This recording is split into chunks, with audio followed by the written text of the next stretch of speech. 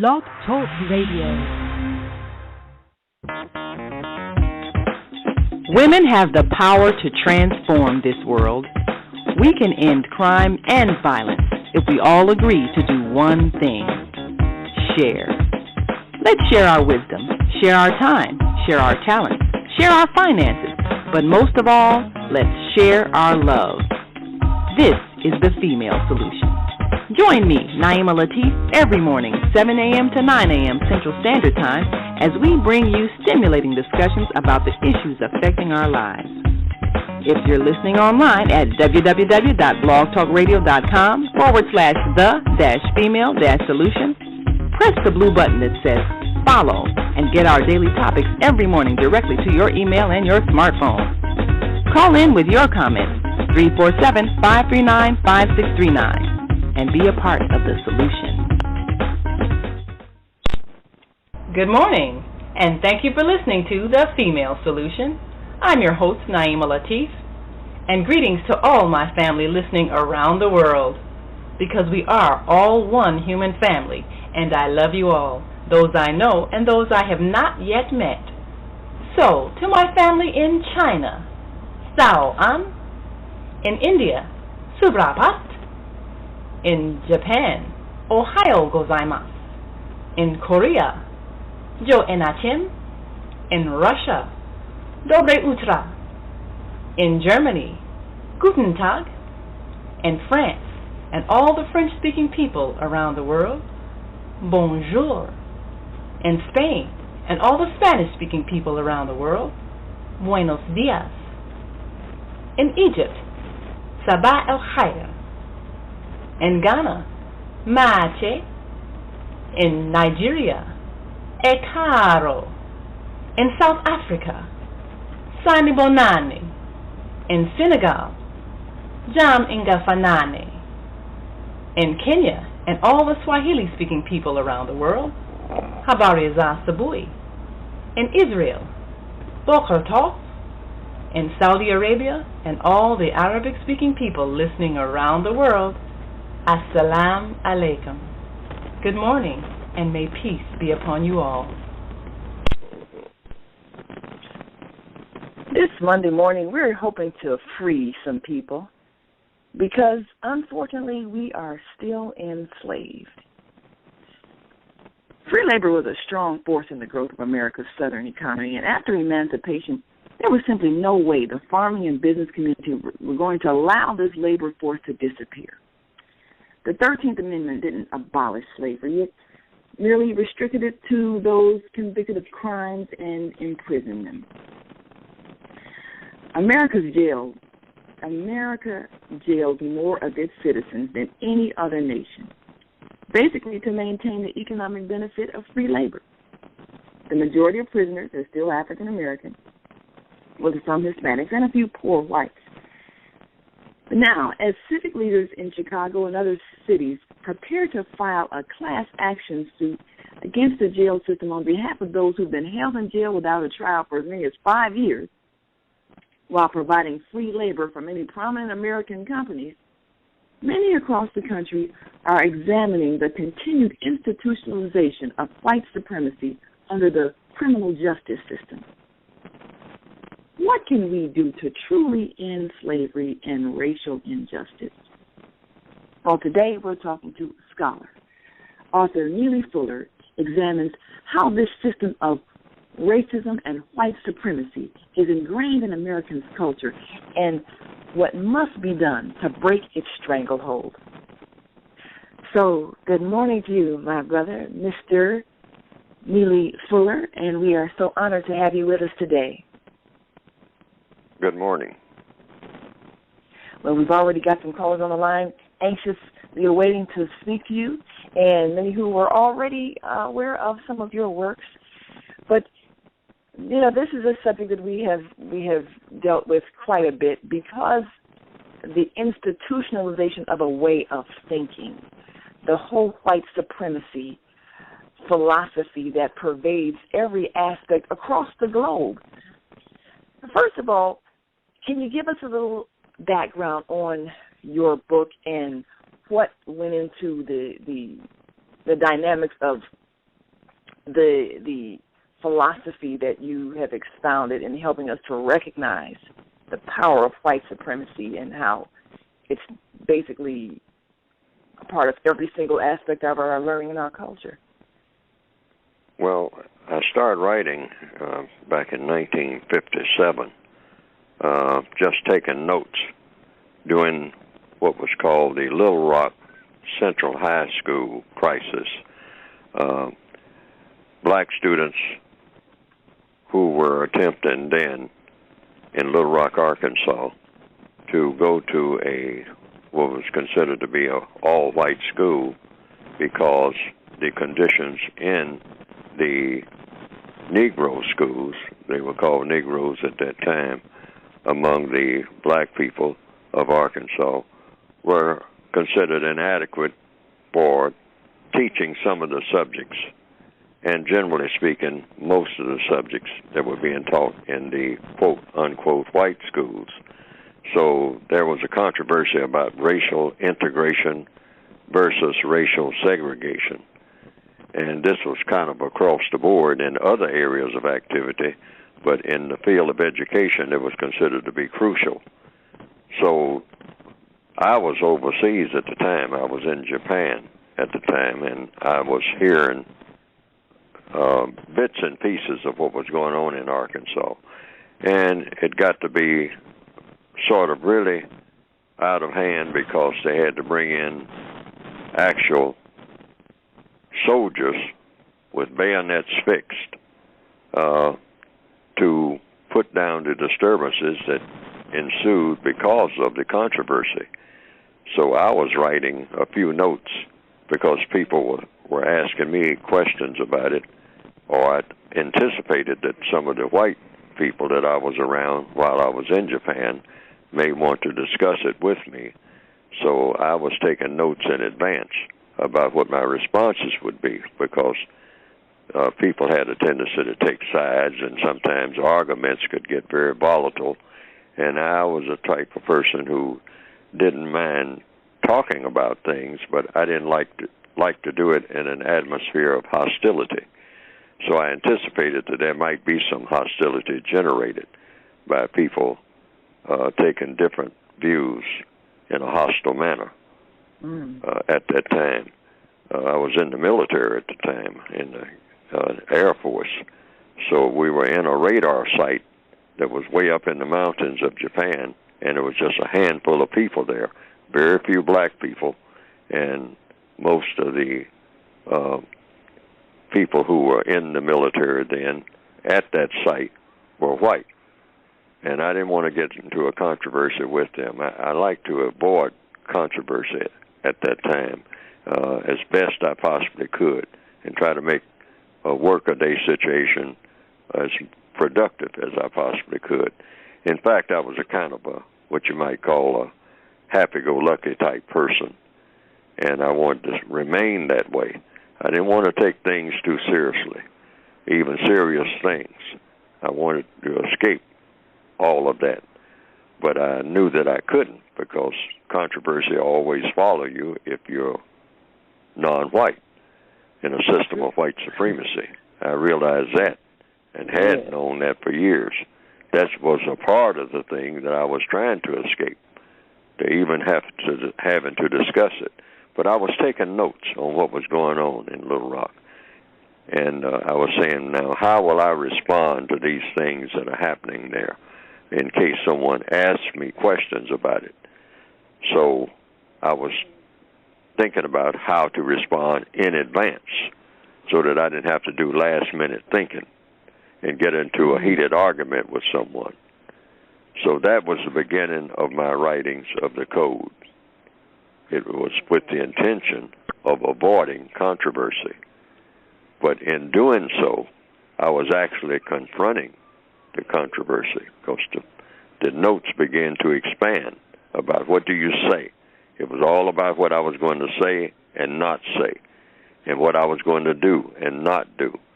And so little by little, it expanded into something. It went from 6 pages that I carried around in my pocket to something like maybe 10 pages, then 15, and then a notebook, and then several notebooks, and then a small suitcase full of notes that turned out to be the book that was finally generated.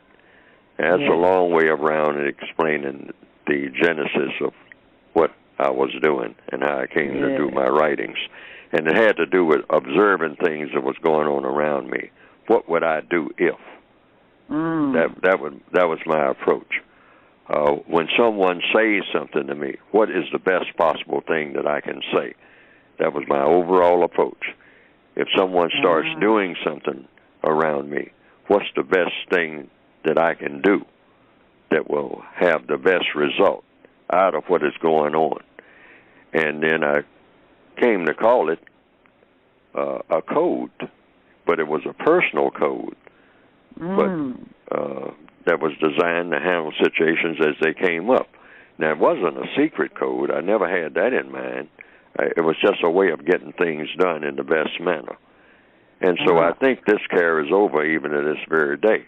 And so that's how I address it in the book that I have written called the United Independent Compensatory Code System Concept that people can get by going to producejustice.com. Now, but in it, I address the race issue as a global issue.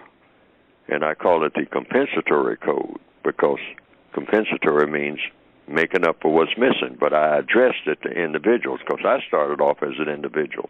I said, what does an individual do? Because I was addressing it to myself. And so that's the genesis and overall way of speaking. I gave it the book the basic title is the United Independent Compensatory Code System Concept. And then when I came up with those weighty words, I said, that's got to be explained. That wouldn't mean anything to a person who picks up the book.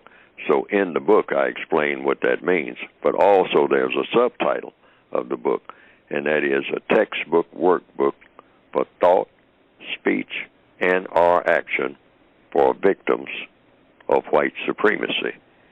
And then paying strict attention to words, I said, well, white supremacy is synonymous with racism. So I welded those two words together. I said, actually, white supremacy is racism, and racism is white supremacy. There's no other form of racism. And taken from that, I started paying attention to a lot of other words that I explain also in the book. Because one thing I began to notice is that the system of racism is put together and held together in a great part when they are not using direct violence. They use words to cement what they do in all 9 areas of activity, which is how I divided the book into segments of 9 areas of activity. And that's economics, education, entertainment, labor, law, politics, religion, sex, and war. And I thought, in my mind, I said that just about covers everything that anybody's involved in every minute of every day on the planet. And that the white supremacists make it their business to be involved in people that they classify as non-white all over the planet, each and every minute, all day, and that they dominate their activities. Now, I slowly came to that premise by watching some of the things that were going on overseas, and I came to the conclusion that, well, the racists operate the same way. People who believe in racism, they operate the same way all over the world. And they have gotten it down to a science, and that creeped up on me. I became aware of that in 1957 while I was overseas because of some of the things that the white people were doing when they were among the Japanese. Some of the things they would say, some of the things they would do, learning their customs and whatnot, and at the same time practicing racism. And so I said, "Oh, this is a world system. This is what they do everywhere they go." Now, I'd always suspected that, but then it just hit me in the face because I was always, even though I suspected it, I was always trying to pull away from the whole idea or even deal with it. I figured that there was some place I could go that I didn't even have to deal with it. But it was a sergeant there, a black sergeant, that let me know in no uncertain terms that that ideal world that I had in mind that I might try to escape to didn't exist. So are you saying there's nowhere that you went in your travels where you did not see the influence of racism and white supremacy among the people? And you're saying basically that everywhere whites go, they take that way of thinking, infects the people with it, so that it becomes infused in those people's culture as well? And I immediately came to the conclusion that it was everywhere, even though I had limited travel. I had been to Korea, I'd been to Japan. Those are the only two places I'd been up to that time, and away from what they call the Western Hemisphere. But I immediately came to that conclusion. It didn't take me long to come to that conclusion. I'd say it doesn't make any difference where they are, even places that I never heard of. If they are there, it's a done deal. They have already captured that place. They have already got those people under their complete influence. And I said, this thing is powerful. So how does that racism happen? I guess what fascinates me is that if people have a strong sense of who they are, how is it that they allow others to come in and influence their thinking about themselves? Well, I don't know in answer to the question, to the direct question of how they actually did it in the beginning, but I concluded that their philosophy based on mistreating people, what white supremacy, I concluded at that time, I didn't have the words for it, it's just a system of dominating and mistreating people based on color. So I came to the conclusion over a short period of time that no one else ever had that idea of this dominating people based on color and mistreating the people based on nothing but color. Tribe, family, the people in the hill versus the people in the valley. I've heard about those type of arguments.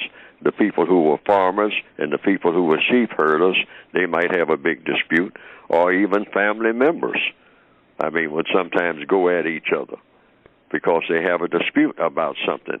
About who's going to milk the cows, or something like that. See, all kinds of disputes. But someone thought of an idea.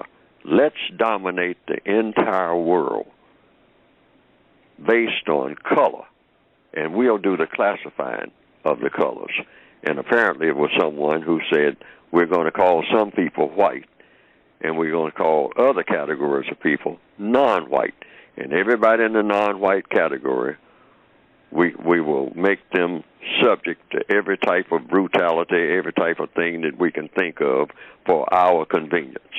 And whomever thought up that idea came up, in my opinion, with the greatest, most powerful religious and political idea ever conceived in the minds of people, because I say it dominates everybody's thinking and everybody's actions every minute of every day who is on this planet right today in 2014.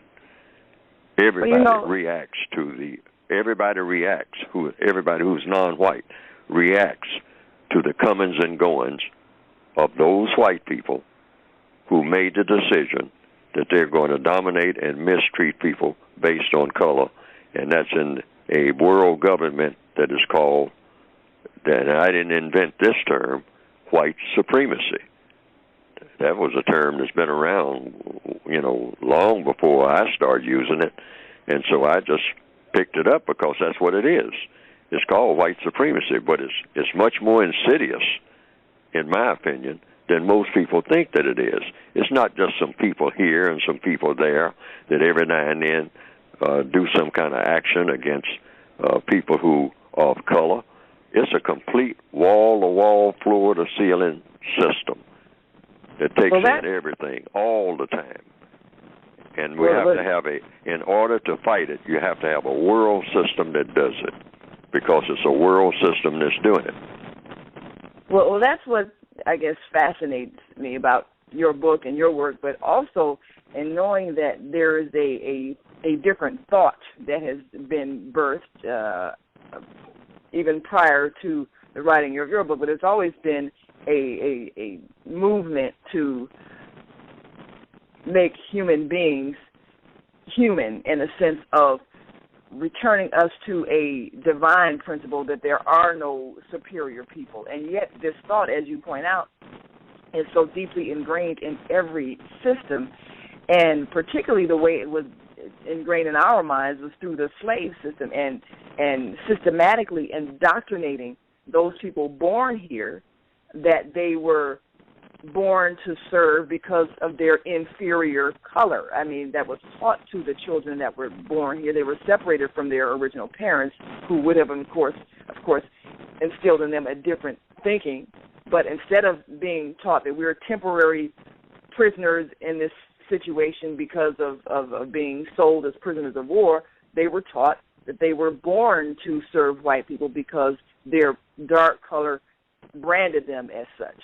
And so that thought has pervaded this society, and it never really left. And so a whole economic system has been created to perpetuate that. And the free labor system of slavery, it was so beneficial that, of course, whites weren't ready to give it up. If you could basically have free labor based on your whiteness, and someone else who was dark was bound to serve you because of their blackness, that is the basis of the wealth of the entire country, which then helped it to rise to a world power economically. So now we're seeing the criminal justice system a continuation of that very same color-coded labor force, and it's systematically done in such a way that we don't realize that's what it is. But we've got a system that keeps black people going to jail, benefiting white people, many of whom are employed as those jailers, and all throughout the system, lawyers and everything else that benefit from that. And then major businesses that profit from the free labor of the prisoners, and of course the 13th Amendment, which says that that individuals who have been convicted of a crime may in fact be enslaved, may be in forced servitude. So slavery was maintained as a legal system based on the 13th Amendment. But who do you see as the primary forces behind the growth of the prison industrial complex? Do you think it's elected officials that are tied to businesses that profit from the prison industry? Is it corporate executives whose companies use prison labor? Is it the banking industry executives? Who is that force that keeps that slave system, that race-based, largely race-based slave system going? Who do you see as the people, the entities, the individuals that we should target in our quest to end this stranglehold of white supremacy? Well, I put it this way. In order not to indict everybody who is classified as white on the planet. And what I do is just simply say that the white people who believe in racism are the smartest and most powerful people on the planet. Now, usually when I say that, that's enough to turn most black people off immediately. All right? And they don't want to hear anything else. But I always say, follow the truth. You know, just because somebody is smart doesn't say that they are good or they are going to do the correct thing. I mean, you can be smart and you can do something that you shouldn't do. I mean, sometimes people get smart mixed up with good. Be wickedly smart, wickedly great. Yes. Yes, or even the word great. Sometimes they get that mixed up with good. Doesn't mean good, That's why right. I say you pay attention to words. I mean, so I say that the white supremacists have outsmarted the non-white people of this planet. Those white people who have chosen to mistreat people based on color have become the smartest people on the planet because they made themselves smart by having that as an objective. You got to, in order to dominate people, all of the people based on color, or you're going to dominate any large number of people, you cannot be an ignorant person. A plantation master, he's not going to be a master very long if he's not smarter than his slaves. That's mathematics. That's social mathematics. That's physical mathematics. That's logic that came with the universe. So you tap into that logic. Those people who decided to set up a system called the system of white supremacy knew that they had to become smart. They had to study everything, the oceans, the weather. They had to study not just people, but everything that had to do with people.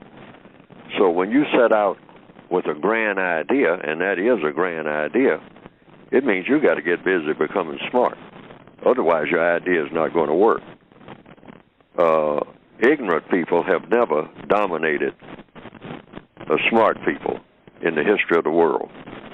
Because even if it started out that way, the smart people always rose up and overcame the ignorant people.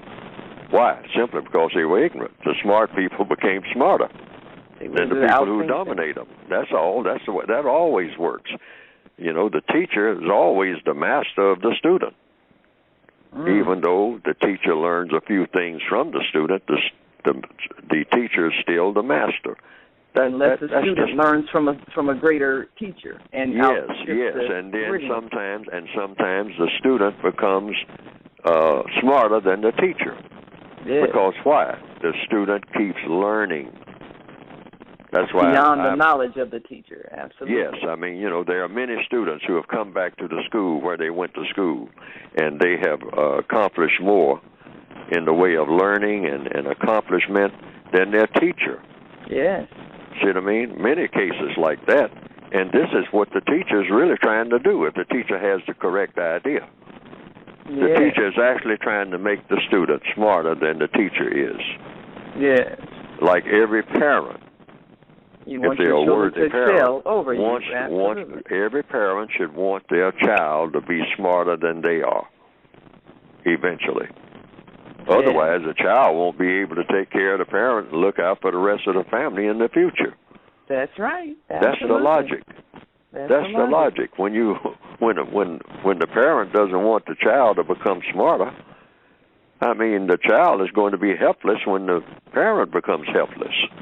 That's right. Because now neither one of them know enough to sustain either one of them. That's all right. So that's that's logical. But now, of course, if you've got a system where people are deliberately keeping others ignorant for the sake of dominating them, then we as a human family cannot advance. And, of course, if the system of white supremacy makes us believe that whites who dominate things are the smartest people, then we will not consciously strive to ascend beyond their limited knowledge. But now you point out something about the fact that, you know, you've got to be smart in terms of being able to learn human nature. And we know we've talked about and listened to people talk about the Willie Lynch theory and the pitting people against each other, and how that has effectively contained or maintained the division among us, so that we keep perpetuating the system of white supremacy through our own betrayal of each other. Absolutely. Well, see, that goes with the territory. That's the science of racism. You have to keep subject people confused. That's number one. Because the person who is confused, if it's just two people in a room, the person who is most confused will be dominated by the person who is not confused. The white supremacists understand this. So they confuse all of their victims all the time.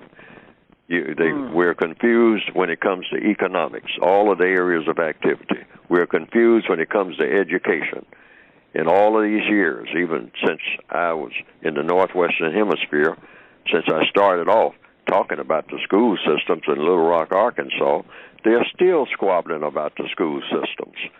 And the school systems in the Northwestern Hemisphere, as far as non-white people are concerned, are not teaching anything of value according to their own admission. I mean, of course. Students are dropping out of school and roaming the streets and whatnot because they say they're not learning anything that they can use. This is deliberate. Oh, the white supremacists are not teaching anything that anybody can use. No, and so one of the things that is apparent in schools that I've visited, and I'm sure you've seen this as well, even the way, again, color-based, even among black people, and in Chicago is an excellent example of this. There were neighborhoods where only the lighter-skinned people were allowed to live or move into, and the schools that they were allowed to attend had a slightly better academic system than those where the neighborhoods where the darker people were allowed to live, and the darker people, those schools were always decrepit and run down and raggedy and no equipment, no modernization. So even psychologically, you would see that the bad treatment increased according to the darkness of your skin, even among black people. And we would even see in a classroom where a black teacher would have all of the lighter-skinned students sitting in the front of the room and the darker-skinned students sitting in the back of the room, and even subliminally the idea was that these are the better students and the darker ones are the bad students or the dumber students or whatever the case may be. So even in our minds and in our practice within the education system itself, we were our own selves perpetuating the idea and the thought, so that we were basically keeping our own a low level of achievement because of what we were infusing in their minds about their inferiority. The white supremacists are not going to allow it any other way. This is what we mean by white supremacy. They call those rules. They make these rules. If a white student is sitting next to a black student in the same so-called educational environment, the black student is being taught how to be a victim of white supremacy, and the white student is being taught how to be a white supremacist. That is what is buried into the curricula itself. But people are not aware.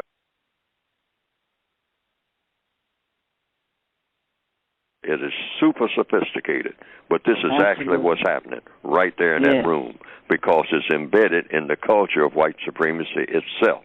The whole framework is not just in that classroom, it's in the entire society that's around the classroom. See, so that's what it's the most awesome form of government that the world has ever seen, and the most efficient. The system of white supremacy, that's the name of it. And I'd like to get the words straight, because the white supremacists are very tricky when it comes to words. They will call it, they have black people and non-white people saying it's the Western system. Well, years ago I started paying attention to that. They call it Western civilization, versus Eastern civilization. The truth of the matter is, there's no such thing as Western civilization, or Eastern civilization, or Southern civilization, or Northern civilization, or Northeastern civilization. These are directions. West is a direction. What do you mean? And then you look at the word civilized, you mean people treating people the way people ought to be treated. That's not happening anywhere on the planet. Ooh. So you don't have any civilizations anywhere on the planet. Why? Because it's that, logically speaking, and I always say follow the logic, because that's how we can cure the world of its ills, by following logic. Logic came with the universe. Logic meaning cause and effect. So you look at the words that are being used. There is no such thing as a civilization in a system of white supremacy. That's impossible. Because if you're civilized, you're treating people the way people should be treated. If anybody was civilized anywhere on this planet, you would not have a system of white supremacy, because you can't have white supremacy and a civilization on the same planet at the same time. It's impossible to do that. You have to rid the world of white supremacy. Then you have an opportunity to build a civilization. Wow. You're not going to have one within that. There's no way to have, it's no place that you can go where you can say the people are civilized. Why? They're operating under the system of white supremacy, and there's nothing civilized about that. Oppression because of race. Well, you have said some profound things. We're going to take a quick break. When we come back, we're going to go to our callers. So 347, hold on, we're coming to you next. You're listening to The Female Solution. I'm your host, Naimah Latif, and our guest today is Mr. Neely Fuller, Jr., author of The United Independent Compensatory Code System Concept, a textbook workbook for thought, speech, and or action for victims of racism, white supremacy. And we'll be right back in just a moment after this break, so stay with us. What happens when a group of people are kidnapped from their homes, smuggled away in chains, and held captive in a foreign land where they are tortured, raped, and forced to perform hard labor by the lash of a whip and under the constant threat of death? Slavery, the African-American psychic trauma.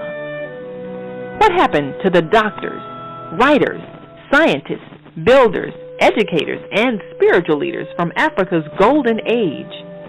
Who did they really capture and sell into slavery?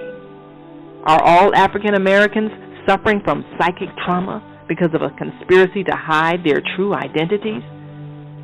Do you have psychic trauma? Take the test on page 22 of the book and see. Order it online today at www.naimalatif.com. That's www.naimalatif.com, and get your personally autographed copy of the book, Slavery, the African American Psychic Trauma. Hey, my name is Dalton Norris. I'm with Life Builders United. You can reach us on lifebuildersunited.org. Our theme is to build families, to build community. Our philosophy is on a four-legged stool of self-sufficiency, and that is build where you live, grow what you eat, sew what you wear, and buy where you own. That ends slavery. Thank you.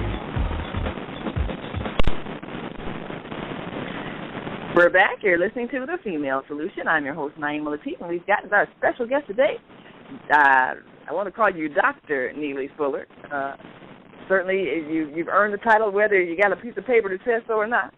No, I don't think so, because I like to be accurate and truthful in all matters, because you've got to start with the truth, because one thing that the white supremacists do, they always start with falsehood. That's how they believe in saying things that are not true. That way you mislead people. When you mislead people, you cause them to be confused. And when you cause people to be confused, like I said before, it's easy to dominate people when they are confused. Absolutely. Like babies. If a baby is confused, if a bird is confused, if a squirrel is confused, it's easy to dominate that squirrel.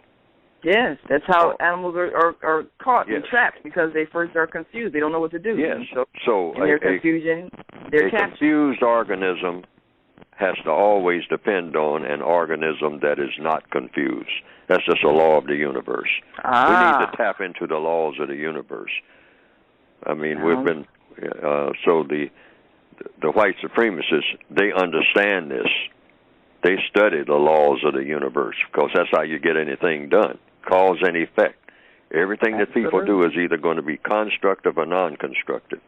They study everything, constructive and non-constructive, so they always know what they are doing. It's the non-white people that don't know what we are doing. That's the truth of the matter, or why we are doing it. We just go around bumping into things. We get up and stretch and yawn in the morning, and then look around for something, to someone to tell us what we even exist for. That's powerful. Yes, and the white supremacists step right up and say, "You exist," but they don't tell you. They don't tell you directly, but indirectly they say, "You exist to do what I tell you to do." That's the reason for your existence. Wow. And then they proceed to prove it, and we proceed to fall right in line behind it. I mean, anything that they're selling, we'll buy. and we'll kill each other for some new shoes or something like that, because they'll say that's the greatest thing that ever, if you don't have these shoes, you're nobody. Right. So we won't treat you nicely unless you have these things. Yes, you are absolutely nothing if you don't have a pair of these shoes that I'm going to put on the market next week. So you had better get some of these shoes, or you'll die of a heart attack if you don't. Let's go to some of our callers, because I know that we've got some people that are anxious to talk to you this morning. So, area code 347-337. Give us your name, where you're calling from, and your question or comment for our guest, Brother Neely Fuller, Jr., author of the United Independent Compensatory Code System Concept. Go right ahead. Hi, my name is Hotep Kenyatta. Thank you, sister and brother, for a great show. Some wonderful points being made, but I don't consider white Anglo culture smart, because smartness would have to do with the intellectual ability to exist in peace with the laws of nature. I find their culture to be slick and a scam, but not smart, because they're destroying themselves, they're disrespecting their parents, us, and they're killing the environment.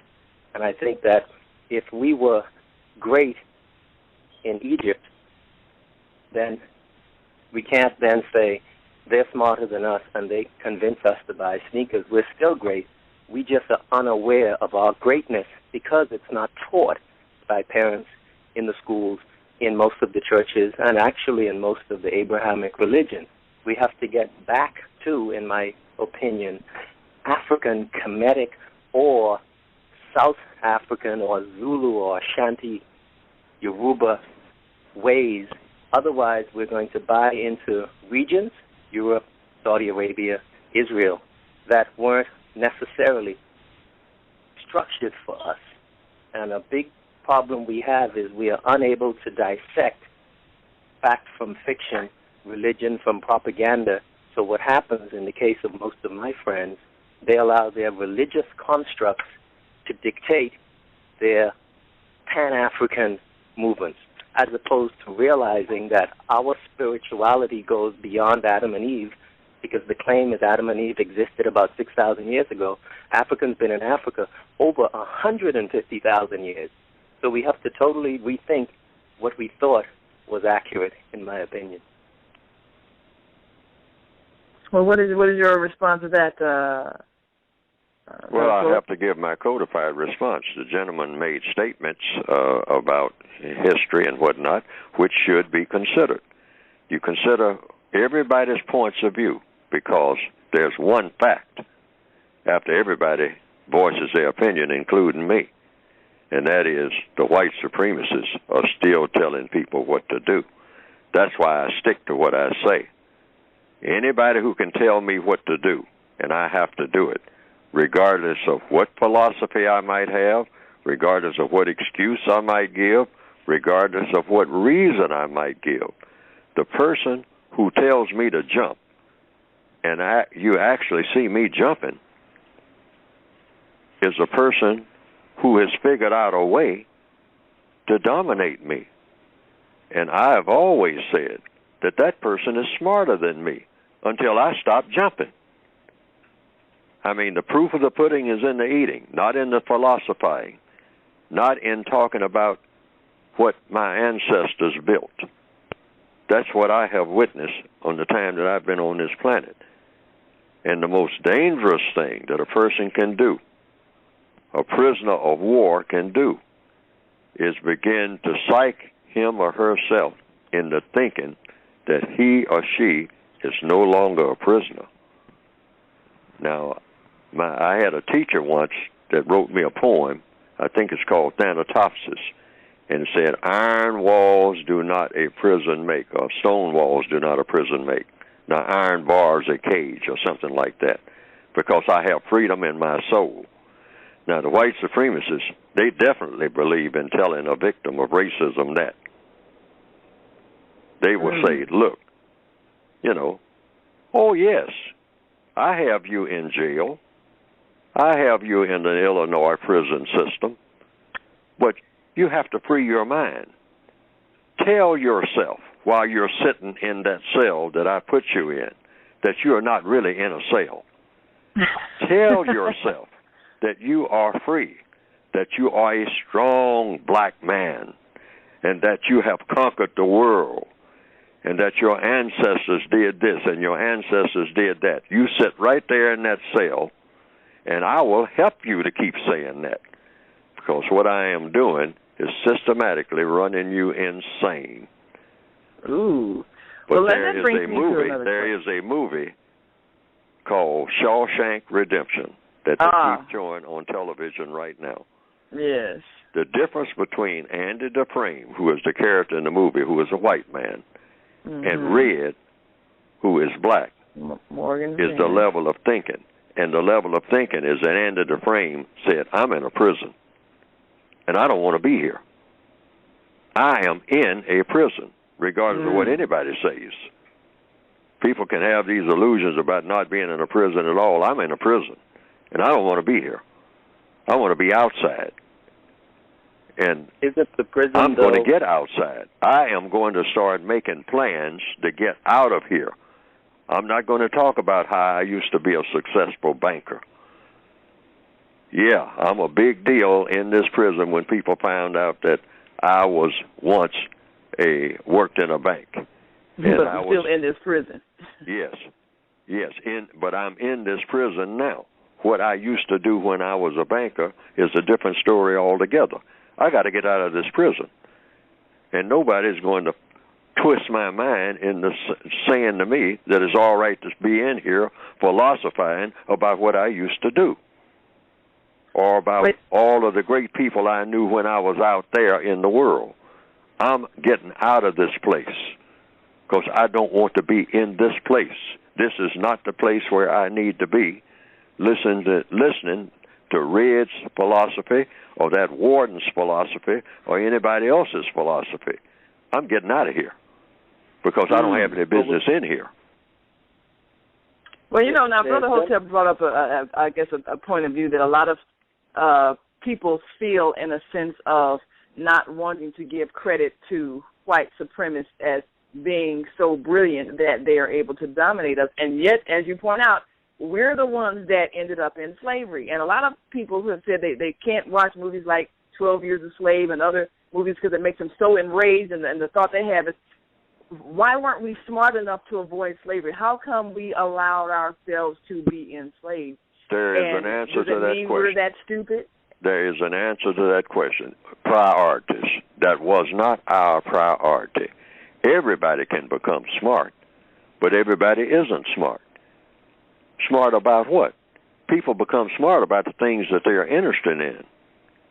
And black people, most of the time, and even to this day, if you look at us collectively and tell the truth, what do we usually make our priority? That's the question. Now we're getting somewhere.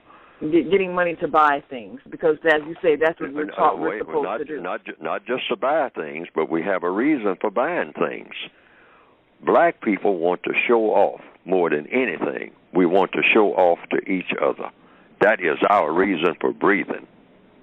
And the white supremacists understand that. Not for the collective growth of the people, but for selfish. I want to be treated like I'm better. I want to slow down and focus right now. Because I'm either telling the truth or I'm not. The priority of most of the dark-skinned people on this planet is to impress each other. Strut around doing this and doing that to be impressive to each other. And the white supremacists know it. And they say, while they're trying to impress each other, I'm going to corral all of them because they're not watching me. Their priority is not to watch me and concentrate on how I go about doing things and how I have imprisoned them and kept them there. Their priority when they get up in the morning and go to bed at night is just to strut around and impress each other in their little tribes and their little families and their little this and their little operations here and their little operations there, and go here and get this and go here and get that, and then strut around, like peacocks, putting on their feathers and impressing each other. Many black males don't have any other ambition in the entire universe other than impress a flock of females. Strut around up and down the street saying, I am the great I am. All of you women pay attention to me. Sporting Life in Porgy and Bess. Crown in Porgy and Bess. I mean, look at me. I am the great I am. Bow down. I'm going to put rings on my fingers, and I want you to kiss these rings. I mean, and have other males all over the planet looking at them while they strut. Okay, strutting is fine when you got something to strut about, but when you're dependent on someone else, even for your strutting, dependent on someone else to feed you and clothe you and tell you where your shipping lanes are going to be and where they'd better not be, when you're trading your goods and whatnot, you need to be making that your priority. How do these people do this? They do this because they have made me their priority. I'm going to dominate these people. See, that's a different mindset altogether. I am a white person, and I'm going to dominate everybody who comes under the title of non-white. And I'm going to dominate everything that they do. But when I'm just sitting around talking about who I'm going to impress in my family, I'm the eldest in my family, and I don't even like that term. I mean, because a lot of black people use it. Well, we got to listen to our elders. Your elders were on the slave ship, mister. Pay attention to that. Tap into the logic of the universe. This is much bigger than what you think it is. That's what I want to tell the dark-skinned people of the world. This thing called white supremacy is a whole lot bigger than what the average person thinks that it is.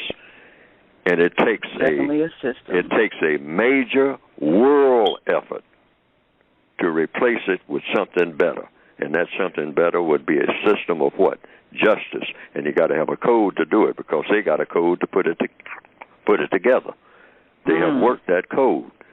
And fooling ourselves about that, because the worst thing that people can do who are in prison is to fool themselves and try, because it makes them feel good. They'll get on drugs and everything else, anything that'll make them feel good, to get away from the reality of you got a lot of work to do. And you can't get around that. I mean, you got more work to do than you could ever think that work was ever even invented. The amount of work that you have to do. I mean, you really have to roll up your sleeves to overcome this thing called racism and replace it with a system of justice. And there's no shortcuts in doing it. Well, everything starts with a thought. Let me go to some other callers, because I know they want to definitely talk to you before you've got to go. And let me go first to 312-371. Hey, what's your name, where you're calling from? Just Gator. Ah, yes. Good morning, Brother Gator. Mr. Walter Bradley. How are you this morning? Yeah. Excellent. All right. Hey, my thing is this. The real thing about it, and we're seeing it happen now, your question was penitentiary and slavery. You got white legislators downstate trying to get ready to pass a law that it will become illegal for an individual to get out the penitentiary, better his life, and he will not be able to work for the state. Okay? That's keeping an individual a prisoner, and therefore making him slave, and they get free labor. And what I mean by that, when you see how they constantly beat up on this young guy who was in a gang in the 80s, came out the penitentiary, bettered his life, went to work for law enforcement, went to work for the state, and now they fired him and said he shouldn't even be hired because he used to be in a gang and he was locked up in 1980-something. Okay? Those are laws that's being made against black men. When you hear Kurt want to get rid of the director of the Illinois Correction, who had nothing to do with the hiring pretty much of that guy, young guy. Okay? And then the young guy didn't do nothing wrong. He bettered his life, but he was black. They making laws constantly to lock up black men and women. So all that other stuff about knowledge to your elders is ludicrous. If you don't listen to your elders, you don't know how to get up out of this. You follow what I'm saying? We're the only race that got a problem with listening to our elders, like we're not going to be old someday. Okay? Well, now that brings a question to mind. Well, you know, right. you brought out the whole cycle, and my question is this, and maybe Brother Fuller, you can help me figure this one out, since you say that, yes, that whites have mastered the way we think, and we're still perpetuating this. But what can families do to break this cycle of single-parent, female-headed households raising men who turn to street gangs for economic and social support, then engage in crime and get arrested, which ultimately feeds the prison system? Now, they've got this thing racially coded, and like Brother Gator says here, you know, once you get involved, then that becomes the reason why they keep you recycling back to that prison system, which of course is it only happened to blacks. It only happened to blacks. White folks are in gangs too. White folks in gangs too. But we're the ones that go to jail. Every group got gangs, but we're the ones who go to prison and feed the system. Because we're not making laws. You got white folks that were in gangs now in the legislative body making laws to lock up black people in gangs. That's the problem. We got elected black folks down there that don't say nothing. They don't even inform their community that these are the laws that they're trying to make. Because they've been convinced that the black people need to be locked up themselves. They have been convinced that dark people are dangerous and therefore need to be locked up. And so they agree to these laws because they've already been indoctrinated that we are the enemy. Like Brother Neely Fuller is saying, we in our own minds have been convinced that dark people are the enemy. So we perpetuate the system of slavery against ourselves, and we don't know that this is what we're doing. How can we break this cycle of our thought that keeps us from seeing that we're, in fact, destroying ourselves? Yes. The answer to the question is you have to understand the system of white supremacy and then codify your response to it in all areas of activity, each and every day. And that's what I'm trying to get to, but it takes a long time to get to it without, first of all, saying what's in place and understanding what's in place. Knowing that something is in place is not the same thing as understanding what's in place. We have to understand all this goes with the territory. I'm not alarmed by anything that I hear about. In other words, there are no surprises in this where I'm concerned on account of one thing. I understand that in the system of white supremacy, nothing pleasant is ever supposed to happen. That's what we have to get in our minds. There's no escape. Everybody is going to feel it one way or another. If you're classified as non-white, you're going to feel it because that's the only system in town. There is no other system. There's no way to work outside of that. You have to actually get rid of the entire system. But like Brother Gator pointed out, we've got black legislators that don't. This is very important. This is one of the main things you have to get across to people. There's no escaping the system. You have to actually rid the entire planet of the entire system in all areas of activity. That's a big job, but it can be done in record time. It doesn't take a long time to do it, but you have to recognize that that's what you're dealing with. A world system. Many black people, I was one of them, thought that there was somewhere you can run. I mean, if you get a few legislators here and a few legislators there, if you get a black president, if you do this and you do that, or if you find some island somewhere to go somewhere and start growing your own food or something like that, the white supremacists laugh at every last one of those proposals because they got all of that totally covered. Not just a little bit covered. They got all of that totally covered, well in advance of whatever plans you make. You have to actually rid the world of the system, and there's a way of doing it. You have to codify each individual. That's well, now I got a question then.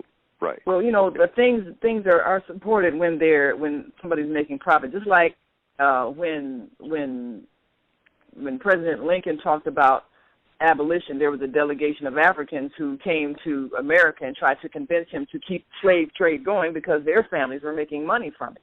So there's also, in this day and time, there are people that are making money from this current condition of white supremacy, and so they're not trying to end it. And some of those people might be black people that are making money from it, whether it's elected officials or business people. So how do we stop something when some of us are allowed to profit from it? Yes, all problems are solved by questions and answers. So that's a question. How do you stop that? The answer is the answer. I'm fixing to answer the question. Okay. No way to do that. There's no way to do. Wait a minute. I'm going to answer the question. Well, hold on. Let him respond, and then I'll come back to you and get your response. Right. Let me share something with you. There's only one way they can change the dynamic.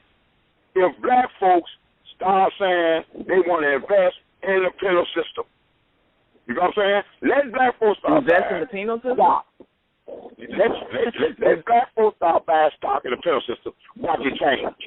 You know what I'm saying? Watch it change. Let black folks say they want to start investing in the penal system and get paid from that system. Watch it change. That's an interesting thought, Brother Fuller. What do you think about that? Watch how fast it change. Well, it's obviously about the money because it always has been, but the white supremacy is based on white people getting paid and us not getting paid and us being the source of their profit. That's what I'm talking about. Every time black folks get involved with this system of America and start getting paid, they change the rules. I don't care what it is. They change the rules. You know what I'm saying? They change the rules. So that's bizarre. Well, that does happen. Well, Brother Fuller, what do you say needs to happen to dismantle this system, and how long would that take based on our getting out of our confusion and following a plan? Well, who has been asked the question? Mr. Fuller, go right ahead. Yeah. You're asking me the question? Yes. What do you do? Because, see, that's what I wrote my book about, what you do. Everything comes down to what you finally do.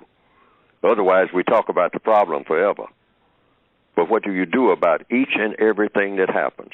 Now, the question is, what do you do about what now? Because I want to be very specific. What do you do about changing a system that is designed to profit from our being under subjugation, particularly when some of us are allowed to profit from it, even though whites in general are profiting from it? Those of us who also profit from our enslavement, so to speak, are helping to maintain this system of white supremacy. So how do we change it based on that reality? And that's always been the thing that's kept it going, is that some of us are allowed to profit. Right. I think I understand the question. Because the first thing to do is understand the question and then come up with an answer. Every question has an answer, even if the answer is I don't know. Now, we have to codify, I'm going to say it again, everything that everybody does each and every day, because the white supremacists have a code, an individual code that's addressed to the individual person. Now, then you go to the subject that you're talking about. We're talking about prisons. How do you keep black people from going to prison? Answer. See, that's a question. See, you always try to put that question mark behind your question so we just don't keep rambling all over the place, because that's how we get nothing done. How do you keep black people from going to prison? That's the question. Yes, sir. Answer. You can't. all right? They're going to send black people to prison. That's a done deal, all right? Okay, so that being the case, what do you do since you're going to prison anyway? Because you're going to prison. They don't have any other plans for young black people particularly, except in the Northwestern Hemisphere, to keep pipelining them into prison. That's a given. That's not going to change until they decide to change it. But now, if you want to change it other than that, what do you do since you are going to be sent to prison? Don't do it. The answer is, and this is the answer, don't do anything that you think might land you in prison except one thing: begging. Begging for what? For whatever you need.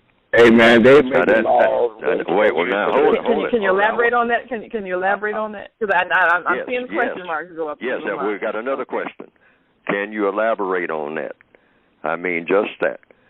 What the white supremacists are saying, that you have to have capital, a thing called capital. That's a word. What is capital? Capital means you have something. That's what capital is. You have something. Mm-hmm. You have a dime, you have a car, you have, some clothes. That's capital. Where does capital come from in the system of white supremacy? It comes from the white supremacists. How do you get capital from the white supremacists if you are a victim of white supremacy? Answer to that question, you ask the white supremacists to give it to you. Is that what you see some people doing? I'm fixing to answer the question. Okay. Next question, how do you get it from them if they don't want to give it to you? You just keep asking because you don't have any other source. See, we have to understand what we're doing here. But so you say, well, Fuller, is that a strategy? Every black person says, I'm not stealing nothing, I'm not robbing nothing, I'm not going to carjack anybody. I mean, because that's a trap that'll lead me to prison. But since I'm going to prison anyway because they got the deck stacked against me, what do? You ask them for everything that you need. Now, when you go around standing in front of the stores and whatnot asking people to give you something, what are they going to do? If you go into a hotel lobby and start asking people to give you something, they're going to throw you out or have you arrested. Now you got it, because I started off saying what? You're going to jail anyway. All right? That's a given. That's what you want to go to jail for. Now, when you fill up the jails with nothing but beggars, they might have a problem. But those beggars will still be providing free labor when they. Let's not have everybody talk at once. Let Brother Fuller finish his talk, because then after that, hold on. Let him finish his talk, because then that gets us to the next thought that you brought up about the jobs. But go right ahead with the filling the jails with the beggars. Go right ahead. Now, I want people to think about what I'm saying. I call it making a compensatory investment request. See, I give a title to it. They call it begging. But they have told us that in a capitalist society, which is what they say we should all support, there's only 3 ways to get capital. You invent something that people want or need, or, the biggest one, you rob and steal, which is what they want black people to do, because that's an automatic ticket to the prison. And the third one is you ask someone who already has capital. Now, I want people to stop and think about what I'm saying. There are 3 ways. If you're on this planet and you don't have anything, there are 3 ways to get it. You better invent something that people want or need. That's number 1. Very few people invent anything. All right? So that's out for most people. The second category is the biggest category, because this is what the white supremacists do. Rob and steal, but they do it on a big scale. They do it, right. They do it with figures. They do it with computers. I mean, right. They do it they rob people of billions of dollars. Bernie Madoff. Okay? See what I mean? Oh, absolutely. They're not wait a minute. They're not running up and down the street, carjacking people and whatnot. They just push a few buttons on a computer, and they got $1 billion. That's true. Okay? Why? Because they operate the computers, and they own the computers. So they know what the computers will do. See, so they can seal, with everybody smiling and everybody feeling good right there at the big party and whatnot. But they just ripped everybody off for $1 billion in 2 seconds. When the black person is running up and down the street trying to rob somebody of nickels and dimes, all right? We got to stop falling for that nickel and dime stuff. Stop doing that. That's a trap. So since you're doing it, you're out on the street. Wait a minute. You're out on the street. You're cold on the streets of Chicago. You don't have shoes on your feet. You're wearing a raggedy coat. What do? You still don't rob and steal because you know what that's going to lead to. You don't carjack anybody. You beg. Now, I know people don't want to hear that, but you beg the people who have it. The people who have it are the white supremacists. Everyone that you see, you ask them for something because that's what they have left for you to do. They told you you better not rob and steal because that's against the law. Now they're telling you even if you beg, that's against the law. But that's the only thing they have left for you to do. So you beg anyway, and you go to jail for begging. Now, how many billions? What's the plan after that? Hey, look. Okay, what's your question? One question for you. What you going to do when you go to jail? What you going to do when you get in jail? That's exactly what I would do. If I was on the street right today, I wouldn't rob and steal from anybody. Not on the street. When you go to jail, what are you going to do? What am I going to do about what? Once you're in the jail, as for begging, once you're in there, and you're in a controlled environment. Slow down, sir. Wait a minute. See, everything is about something. Everything, wait a minute, hold it. Everything is about slowing down. Wait a minute, sir. Hold on, let me answer the question. Please. Hold on, let me answer the question. Let me explain why I asked you that question. Let me explain to you why I asked you that question. Ask the question. Sir, wait a minute. Sir, wait a minute. Lady, brother, you got to realize. Wait a minute. Hold on, brother. If everybody would just slow down, Mr. Foster. You went through the question. Wait, hold on. Now let him finish.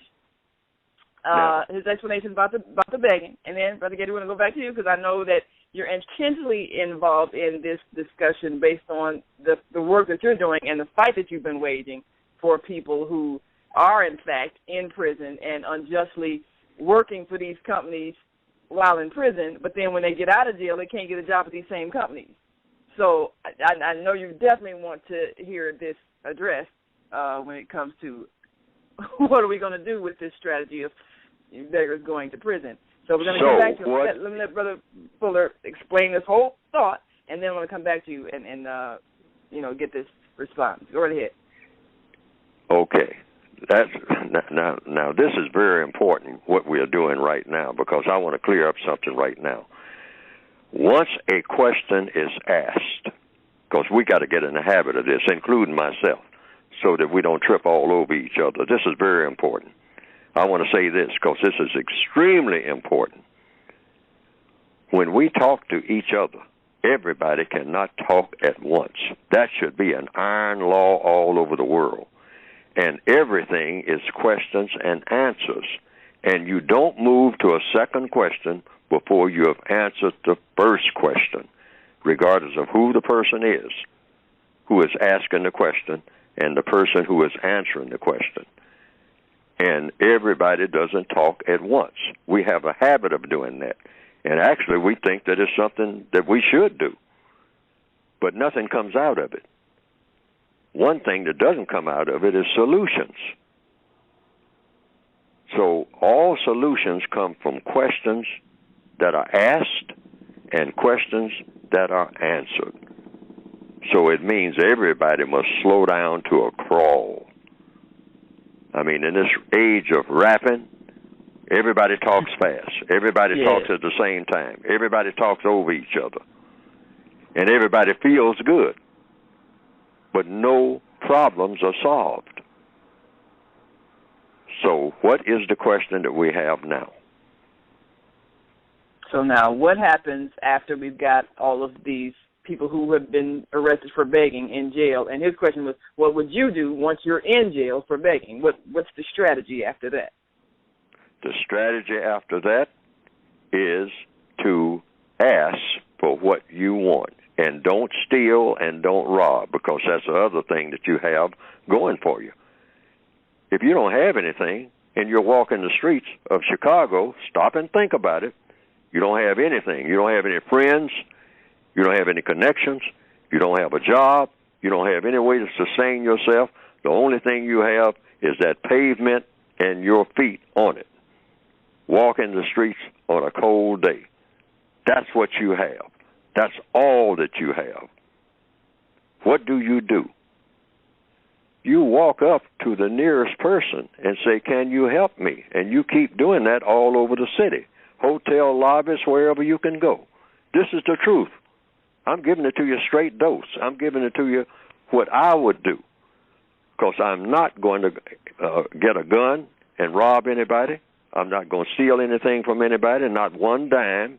I'm not going in a delicatessen and steal a bag of potato chips on the corner and run down the street with somebody chasing me. I'm not going to do any of that.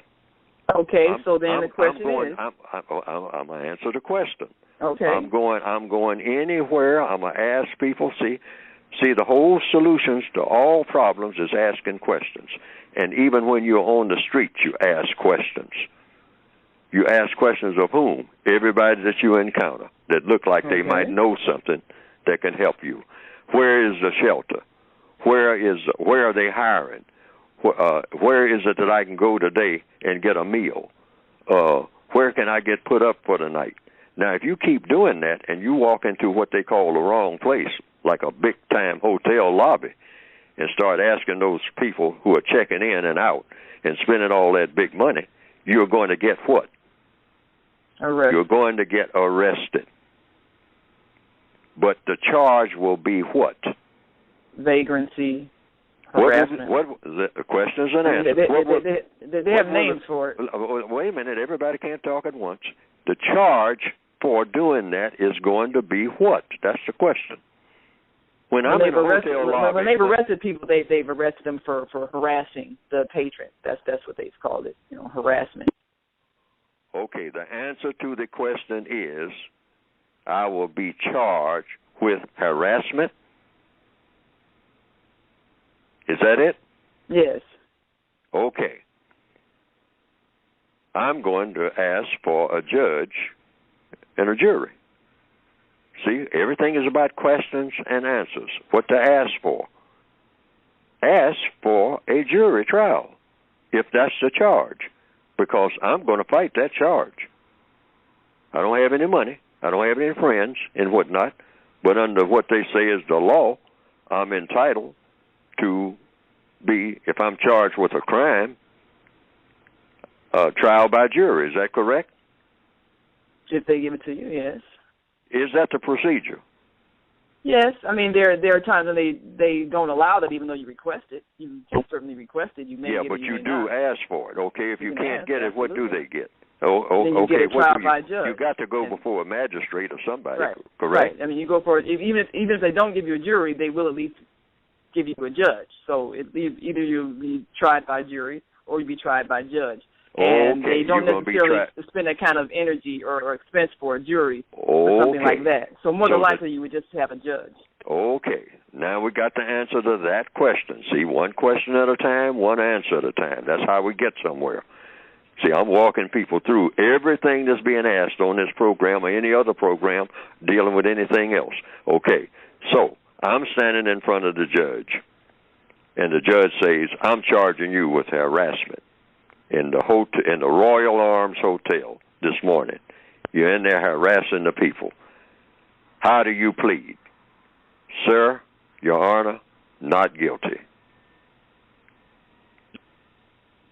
Okay. And then let them take it from there, because I wasn't harassing anybody. I am an entrepreneur. They have told me that that's what I should be. use your entrepreneurship. And I was making a compensatory investment request, just like all other investors. I was in the Royal Arms Hotel lobby, and I understood from the information that I'd gotten from the doorman that they were having a convention there of people who were business people having a business meeting, and as a so-called citizen, which I have been told that I am, Your Honor, I joined the people who were in the hotel lobby, and I was looking for investors. Investors in what? Investors in me. Now, in my compensatory word guide, I have the term compensatory investment request. And that's when you ask people to help you when you're unable to help yourself. That's what all the big corporations do. And I'm saying that an individual person can do the same thing.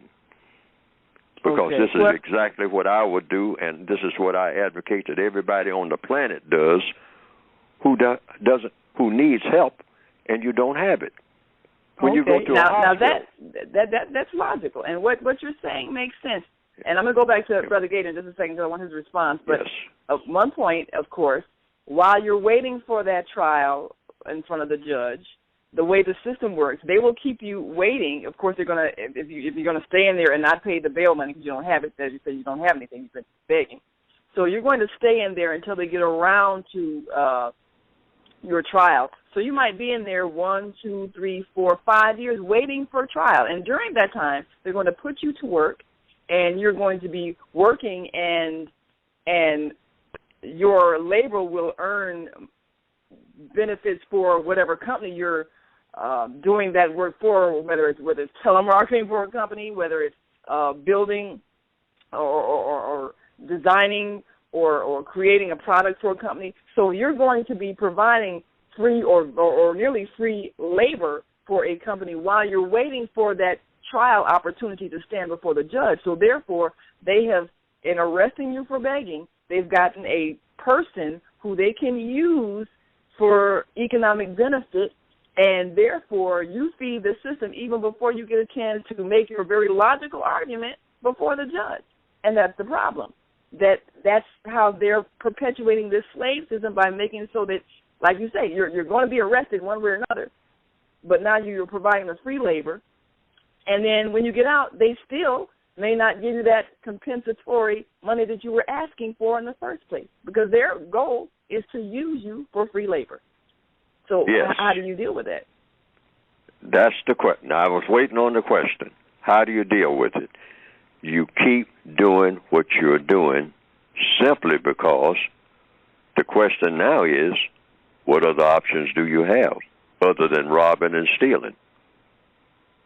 Stop and think about it. So how many times do you want to go back to jail to use this? Wait a minute. Let's slow down. See, everything comes down to slowing down. Okay. One question at a time, one answer at a time. That's the key to what everything that we've been talking about this morning, because that's one thing that black people collectively all over the world we haven't been doing. One question at a time, one answer at a time, and you don't go to the second question till you answer the first one. Okay. Okay. So the question now on the table is, what do you do when they keep running you into the jail and they say, well, we're not going to bring you to trial anytime soon. We're going to keep you there indefinitely. All over the world, they'll say for the next 2 years, we're going to be getting free labor out of you. I mean, on account of you in that hotel lobby. And we haven't gotten around to bringing you to trial. But the question is, you don't want to do this kind of time, so what do? You're going to have to do that. You're going to have to do that kind of time. I'm going to tell you why. Because use the logic now. If you're back out on the street, what are you going to be doing anyway? Except robbing and stealing, because that's the only thing that they have left you to do. Robbing, stealing, and begging. So you're going to be begging anyway. So you might as well be in there.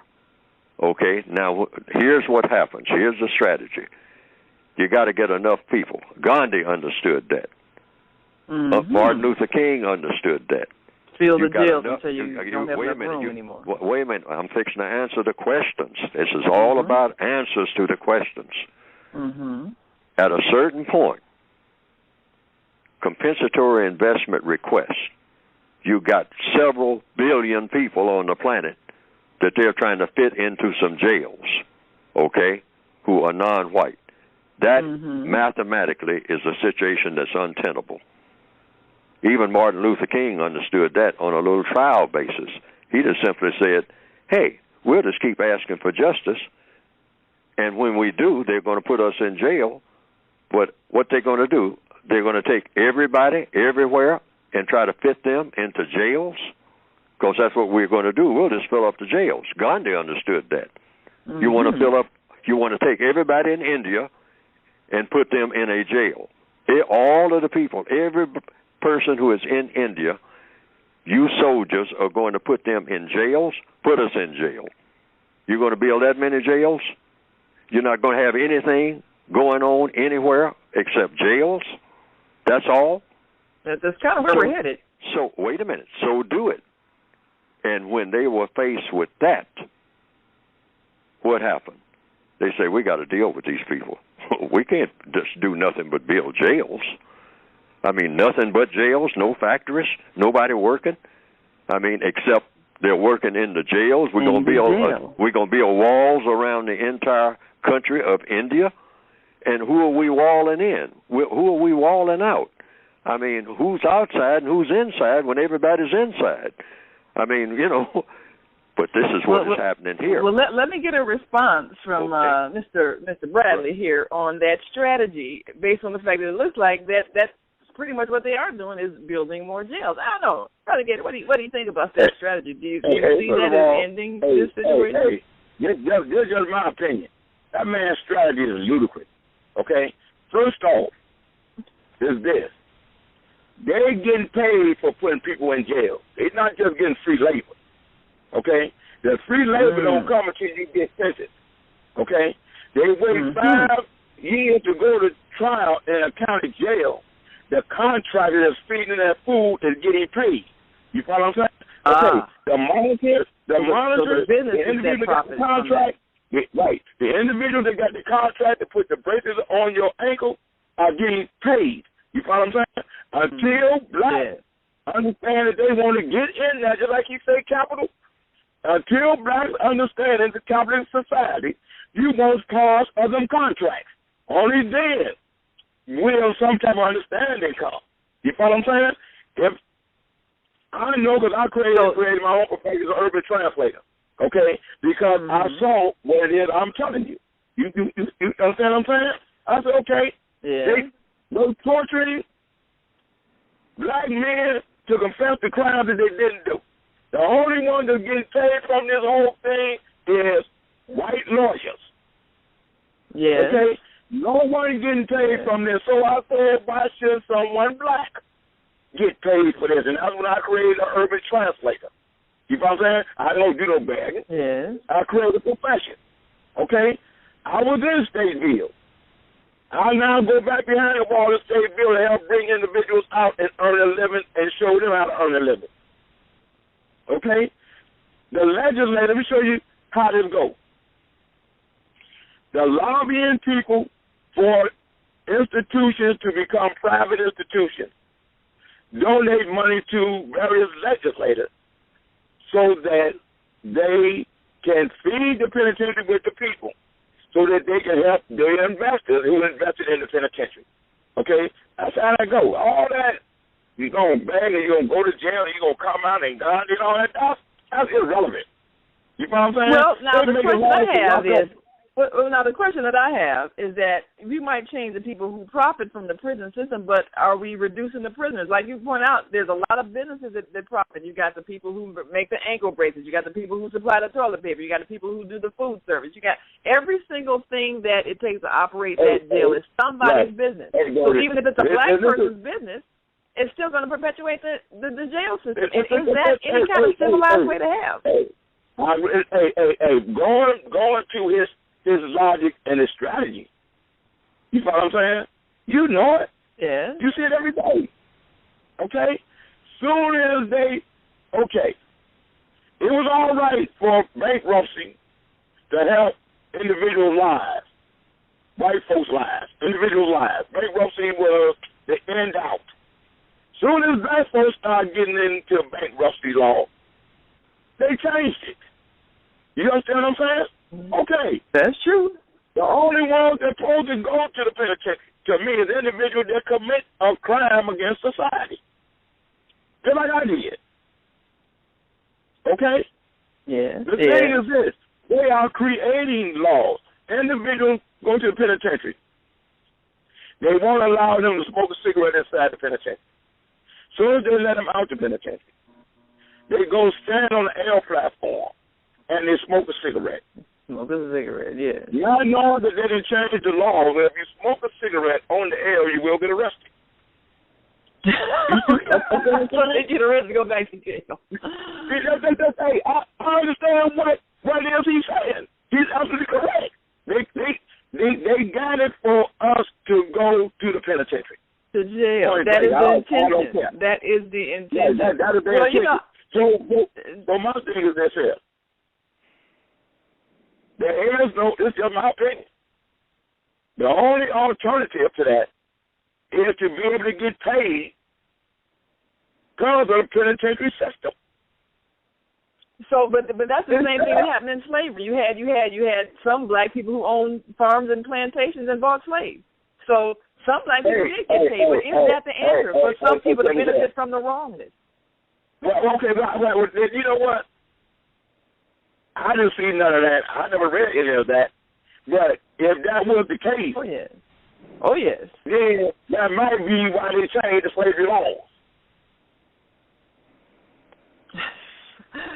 Well, there are always going to be, like we said, there's always going to be some people who benefit from white supremacy who are not white. And unfortunately, those are the people who will keep it going because they are personally benefiting from it. But the no. So just like the penitentiary system hires some black guards, it's still a wrong system.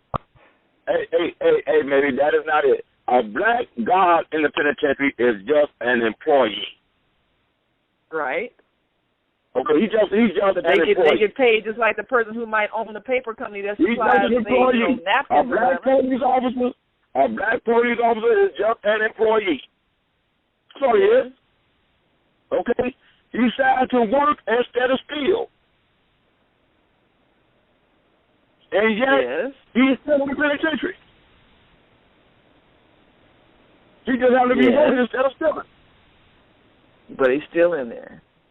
And he's just as much a prisoner as goes behind the bars. That's true. But he's working. Well, he ain't stealing.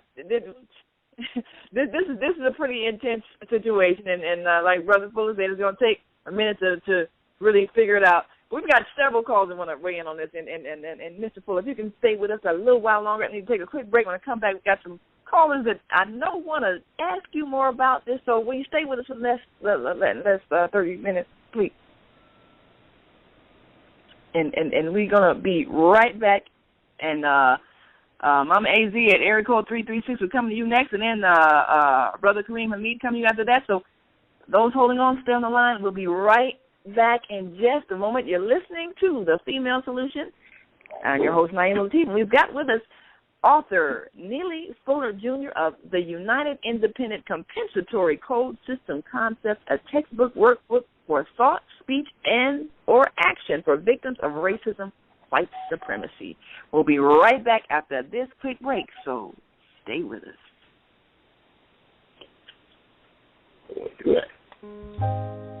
We have an opportunity to transform the whole global society in the next 50 years. 50 years from now, the earth will be populated by a new generation of adults, many of whom are yet unborn. Our mission is to nurture them in childhood with love, guidance, and protection, and to raise them in healthy, happy families. If we impart values of compassion, generosity, and respect for fellow human beings in the next generation of children, they will create a world where people can live together in peace. This is our goal. Be a part of the transformation. Get your copy of the book, The Female Solution. Go to www.naimalatif.com. That's www.naimalatif.com. There are people who choose to make a positive difference in the world. Our job is to bring you their stories to motivate you to do the same. Join us each week, host John Alexander and Naimah Latif, as we bring you the educators, entertainers, elected officials, religious leaders, and community activists whose works are transforming this world. Find out how you can make a difference too. Be inspired. Watch The Media Connection.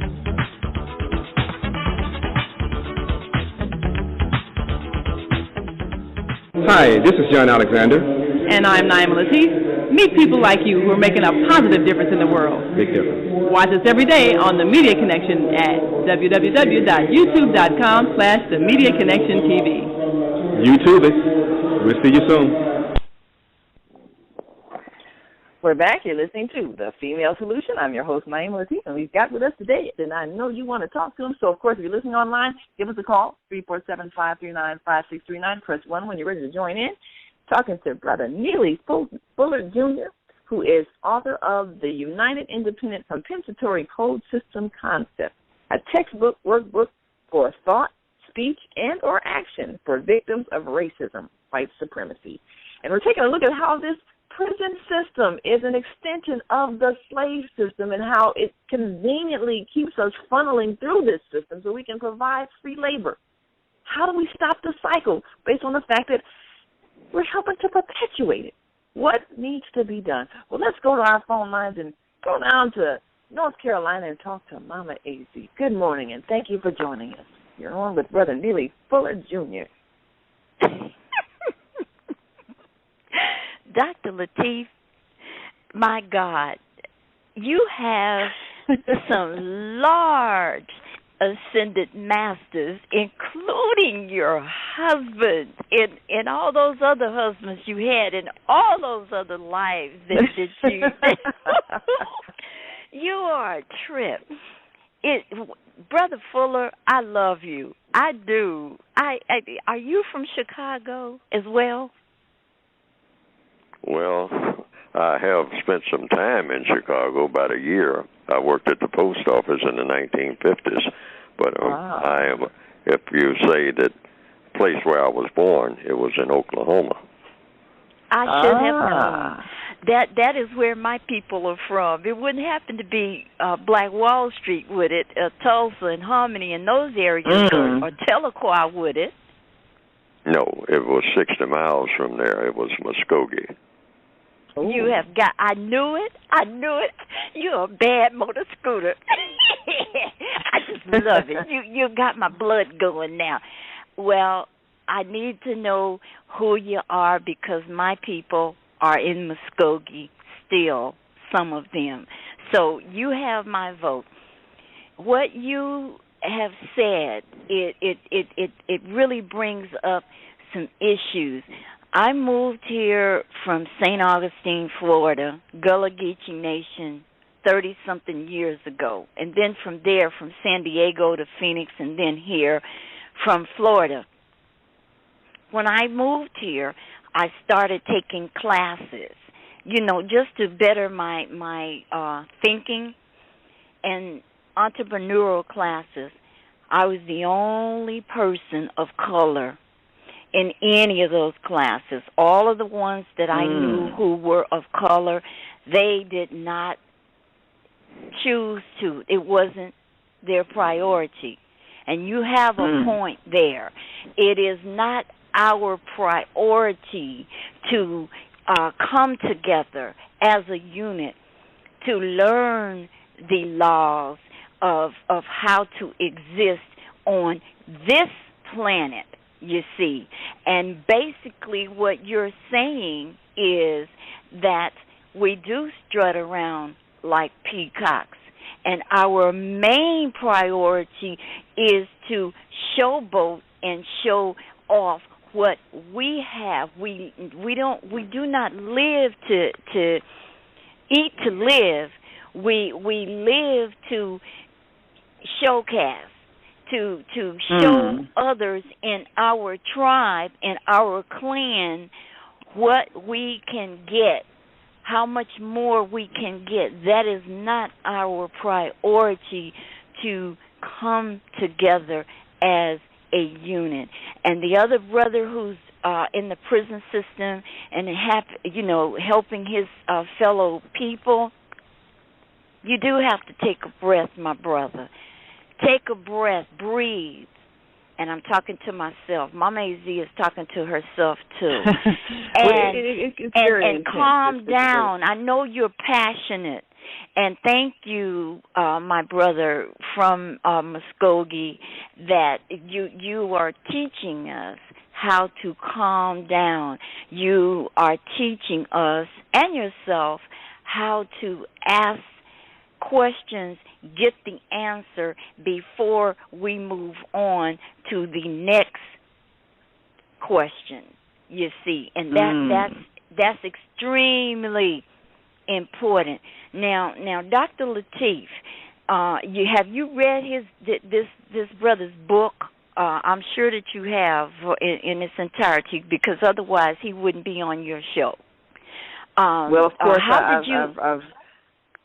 he's highly recommended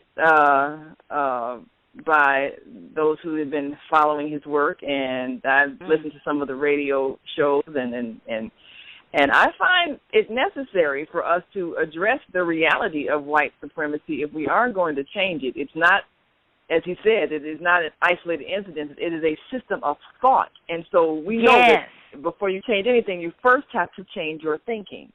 So now, see, are we ready to do that as a unit of people of color? I think not.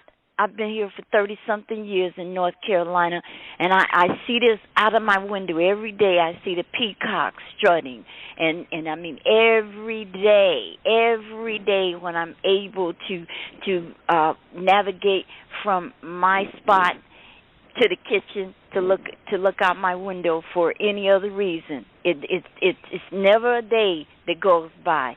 So what this brother has put together basically is on the money. We choose not to study how to change the laws, and it's not a little bitty thing. It's a thing. See, Caucasian people study us. We're lab rats. Oh, for sure. Okay, absolutely. And so absolutely. They take the time to go off into the laboratory and figure this out. Because if they did not, just like the brother Fuller said earlier, okay, they make the laws. If they were not if they could not be in control continuously, if they did not study and know it from back to front, front to back, upside, downside, any way you want to choose it, they know how to flow with it because they study, they observe. Well, you know, you're right, and so if people know us better than we know ourselves, then, like you said, then we're in a state of confusion, and that's why we're being controlled. But let me see if I can get some insight from our brother in St. Louis, Brother Kareem Hamid. Thank you for joining us, and give us your question or comment for Brother Neely Fuller, Jr. Yes, first I would like to extend a greeting of peace to everyone in the Quranic language of Assalamu alaikum. May Almighty God grant Himself. Yes, sir. You know, we are coming from out of a dynamic that took us from out of the flow of human existence. There was a scheme to, and it was quite successful, to remove a whole people from out of the plane of human, remove from them the essentials to be a human being. As far as trying to change other people's minds, I think that's a dilemma that we shouldn't even try to do to change white people's minds, those that are of a white supremacist bent. We must look within and change our minds, because we're still bringing that same mind forward, trying to address problems with the same psychology, the same sentiments that slavery had placed within us. In the Quran, Almighty God says that Satan's schemes are weak. And what he means by that is that Satan takes advantages of the human weaknesses within us. Yes. So good character, good moral character that defeats his schemes. And it's a misnomer to say, "Oh, we're so poor, we don't have nothing, we have nothing." Well, others they don't see it like that. They see us as capital, and that we have something worth mining from out of us. We are a economic source. We have money, but it's where our thinking lies that leaves us in a weak state. We have businesses, but we don't have a business life. A business life is a business that is established to contribute to the needs of the community, the needs of that life, of that, not just go into business to make money, but to provide a necessary service for human existence. And all of us won't do it, but there are enough of us of like nature to go into that venture. Some people look at our situation and especially us, we call it a wilderness. But there are others that look at it and they see it as a fresh frontier, as an opportunity. Well, you said something that really hits the nail on the head in terms of thinking. If you go into business to provide a service, then that's a totally different reason for going into business than to go into business to use and exploit people to get wealth. So even the reason for earning a living, or the reason for developing oneself, or the reason for an education is different for a person who has evolved to a higher level of consciousness than the current thinking of white supremacists who think I'm going to use everybody else to gain wealth, and that's the purpose for my business. So then, and I appreciate the fact that you brought that up, because that's really what we're thinking. We're talking about different ways of understanding life. There's the exploitive way of thinking, where you see yourself as someone who wants to use everybody else, and then there's the civilized way of life, in which we all are collective and we're all contributing to the service of each other. So we've got to change our thinking and stop following the white supremacist way of thinking. So, Brother Fuller, how do we change our education system so that we can stop reinforcing white supremacy? What do you see as the steps to make that happen? You change our system of education by changing our system of education, meaning you address your problems. In other words, you talk about the problem that you have. We're put into the universe to solve problems. Based on what? Based on we do have problems. Whatever put us in the universe wouldn't have given us any problems if that was the choice, that whatever put us in the universe for. People were put in this. I'm answering the question. Yes. People are put into the universe to solve problems. How did I come to that conclusion?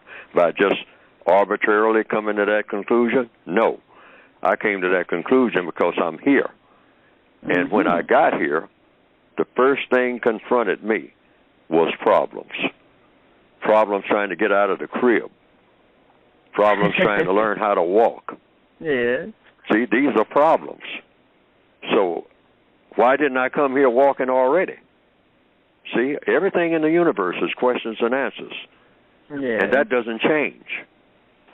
And if you just slow down, if everybody slows down and asks one question, that will lead to an answer. Because once you ask a question, you start pulling the answer toward you. Yeah. That's a law of the universe.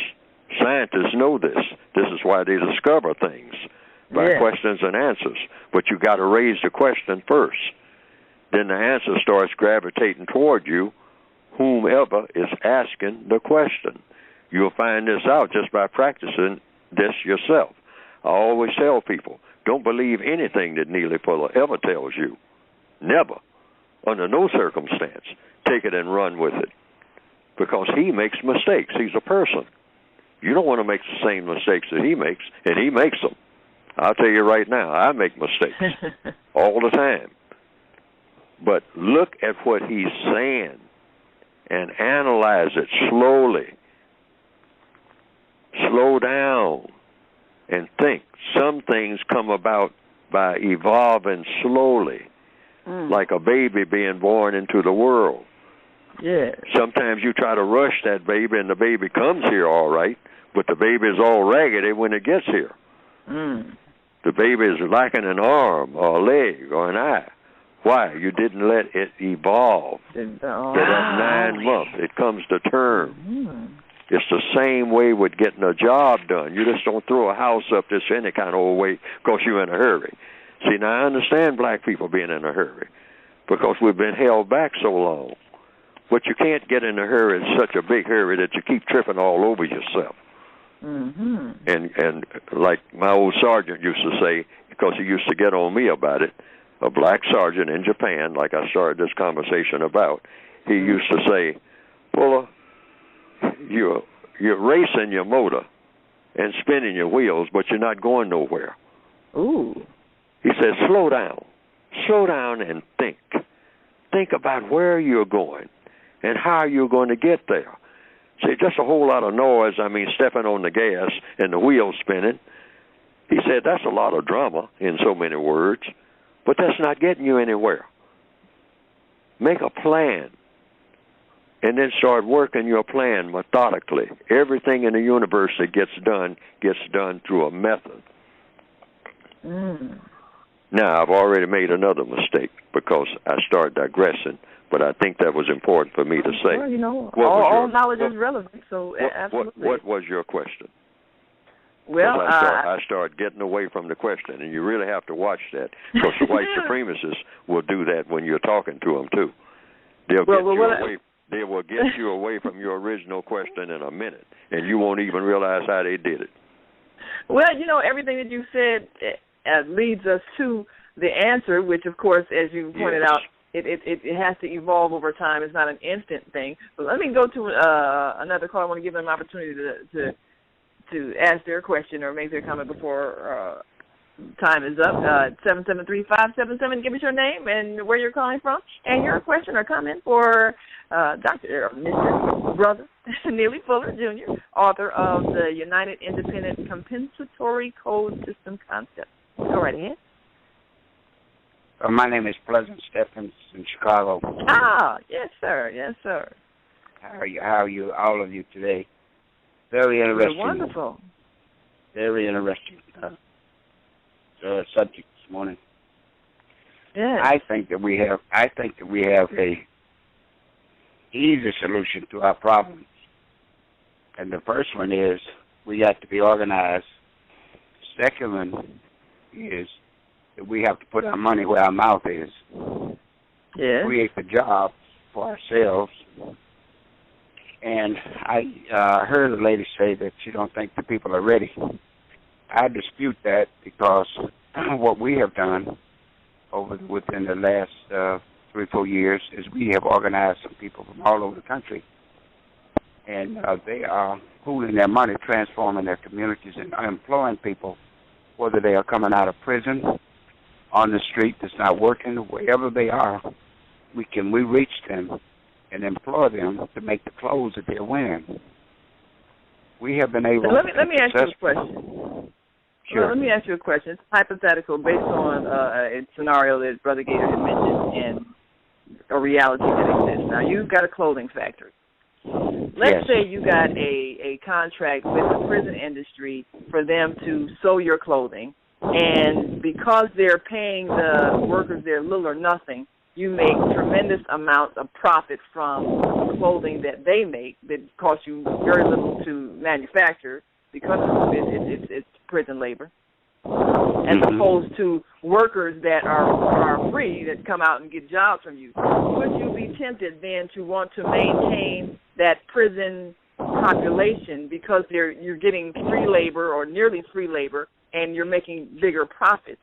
Or would you be willing to sacrifice the profits that you're making in order to pay people who are not in prison in order to discourage that system of imprisonment?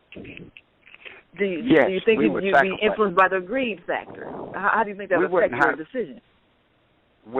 Our decision, because we are empowering our people, our decision is, emphatically, is that we empower the people outside of prison. When they come out of prison, then we employ them so that they are free.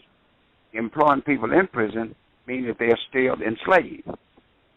So no. But you're making more money. Let's say if you were making a 70% profit from the prison labor and only making 20% profit from the free labor, would you be tempted to use the prison labor? No, we wouldn't use prison labor. No, we would not. We would, and that's because of your own personal ethics, not wanting to exploit people. Because we're not going to exploit prison labor. No, we're not. Ever. What we are doing is to get the people before they go to prison and put them to work so that they can be entrepreneurs. We are in the process now of organizing people to open the first ever national credit union across the country, so that everybody will have access to capital. There is a system in place that we have not used. And the first system is pooling your money. That's what's been going on for 500 years. People that didn't have... I think you hit the nail on the head. I really do. And I think that's pretty much where we have to begin to change. When you think in terms of what's good for the collective, then you make decisions not based on your own personal greed or personal interest, but you make decisions based on what's good for the whole. White supremacy teaches selfishness and cruelty if necessary in order to get personal gain. And so as long as we follow that thought, then we'll become like those people and we'll benefit from their system, even if it hurts the majority of us. And that's the thinking that has to change. So, Brother Fuller, what I believe is that, and I agree with what you're saying in terms of it being a global system, but it's based on people who are selfish and have learned selfishness. Yes, so we got to change the thinking. Sister, there's a thing on the website. I'd like to give that to the audience today, if you don't mind. You something that your stomach will get messed up. Yeah. I'd like. Well, certainly, absolutely. I'm going to give the opportunity for you to give that information. Yes. So now, so for those who are listening, you definitely need to get. You need to get the United Independent Compensatory Code System Concept, a textbook, workbook for thought, speech, and or action for victims of racism, white supremacy by Neely Fuller, Jr. And where can they go to get that book and also hear some of your lectures and so forth and radio shows? Go right ahead. That'll be producejustice.com. Producejustice.com. All right. That's www.producejustice.com. And also you can listen to talktainmentradio.com Wednesdays, Eastern Standard Time, 10 a.m. Wednesdays, 10 a.m. Eastern Standard Time. That's talktainmentradio.com. Excellent. Well, I do thank you for being a stimulating guest today, and I've got one more person to give you about 30 seconds, sister. I know you want to talk to this scholar. Go ahead. Give us your name and your question real quick for Brother Neely before we go. Yes. Is it me? Yes, ma'am. Can you hear me? Sister Patricia, go right ahead. Yes. Okay, peace and greetings to everyone, and I delightfully enjoyed Mr. Fuller, and I do appreciate his principles of divine order, and I think above economics, a lot of us think that will be the only reason or only solution. I think that following divine order, cause and effect, and understanding what is the principles that you need to follow to make success for yourself will be the premise for us to be successful in every dynamic to reverse the effects of white supremacy. Yes, ma'am. Well, I thank you for that word of wisdom, and I wholeheartedly agree. And I urge our listeners to get a copy of the book, The United Independent Compensatory Code System Concept by Neely Fuller, Jr. Go to www.producejustice.com. And thank you so much for joining us today and sharing your wisdom. I do appreciate it. And I'm looking forward to having you back as soon as possible to continue sharing your light and inspiring others. I thank you. Thank you. And thank you all for listening in and joining in on this edition of The Female Solution. Join us again tomorrow morning, 7 a.m. Central Standard Time. And as always, you can reach me on my website at www.naimahLatif.com. That's www.naimahLatif.com. Go to the website, enjoy our TV shows, radio shows, and books, and don't forget to get your copy of the book, The Female Solution. Until tomorrow morning, may you all have a blessed day. Women have the power to transform this world. We can end crime and violence if we all agree to do one thing: share. Let's share our wisdom, share our time, share our talents, share our finances, but most of all, let's share our love. This is the Female Solution. Join me, Naimah Latif, every morning, 7 a.m. to 9 a.m. Central Standard Time, as we bring you stimulating discussions about the issues affecting our lives. If you're listening online at www.blogtalkradio.com/the-female-solution, press the blue button that says follow and get our daily topics every morning directly to your email and your smartphone. Call in with your comments, 347-539-5639, and be a part of the solution.